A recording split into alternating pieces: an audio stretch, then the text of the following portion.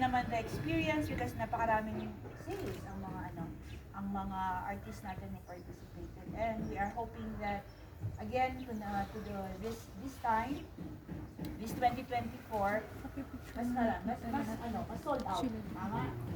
And yun nga po sir, maraming salamat po sa opportunity that you gave Pasakali, not only Pasakali but to the whole artists ng Baguio and mga other artists natin from other provinces.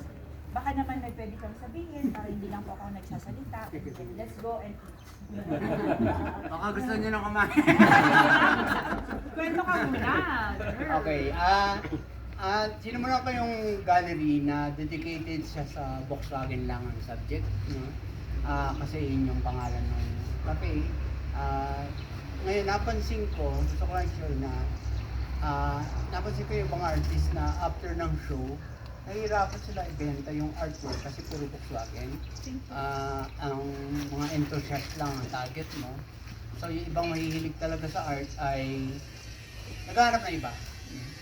So pala kong gawin, kung one-man show, pag one-man show sa Camp Volkswagen, nandun po rin yung Camp Volkswagen team, siguro mga 5 piraso Camp Volkswagen, the rest bahala na siya. Pag one-man show. Pag two-man show, ganun din, parang anim yung Volkswagen, yung iba bahala na kung ano yung talagang boarding ng artist. Pero pag group show, obligado na dapat Volkswagen. Kawawa na kasi magkakahilian yan. Bakit pinayagan mo Volkswagen isa, yung isa pinayagan mo iba.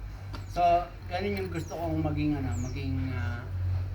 tawag dito, program na sa susunod. Kasi napansin ko nga na saan ibebenta yung Volkswagen kundi dito pa rin. Kaya naiipon siya ang dami. At gusto ko rin balita dahil marami na nga ay nandyan si Jeffy, magiging trabaho niya ay magkakaroon ng parang online gallery. No? Online gallery na pwede mo i-search lang kung ano yung gusto mo para sa mga Volkswagen enthusiasts.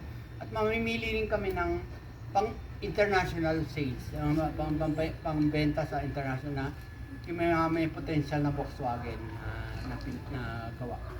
So, yun lang yung ko. At sana, sabi nga ni Miss Maricar na sana surpass pa natin yung benta. Kasi sa totoo lang, yung sa kalye ang mabenta. Yung time na yun. Alam ni kahit na santo na nakalipas dun sa show, may bumibili pa, di ba? May bumibili pa.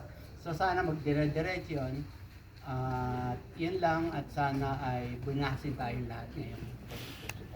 Year of the Dragon ngayon, dragon ako. Dragon din ako. Yun. Pero ang bibinasin daw, ang malungkot lang ngayon, bibinasin daw ay baboy. Hindi dragon. Hindi ko alam bakit ikaganon, no? Year namin, pero ang bibinasin daw ngayong taon natin baboy. Yun lang at maraming salamat.